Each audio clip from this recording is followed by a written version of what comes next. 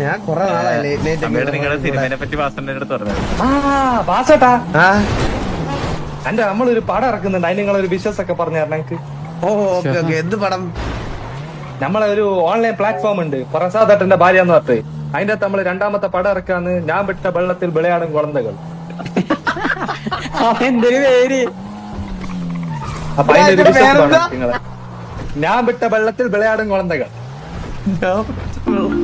നമ്മള് രണ്ടാമത്തെ ജുഗുറുവിന്റെ കഥ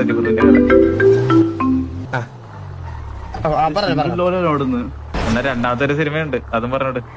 അല്ല, ഇത് രണ്ടാമത്തെ. ആദ്യത്തെ സിനിമ ഇറങ്ങി. ആദ്യത്തെ അതോ? ആദ്യത്തെ സിനിമയുടെ പേരെന്ത്? ലിറ്റിൽ ലഗേജ് മോർ കംഫർട്ട്, അഥവാ ചെറിയ സാമാനം പെരിയ സുഖം. ഇതൊക്കെ ശരിക്കും തുണ്ടുപടമാണോ ഇതൊക്കെ?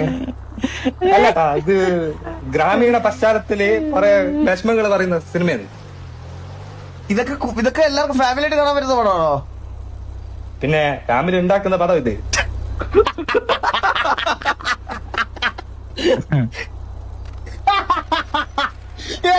എന്തിനാ പറയണേ?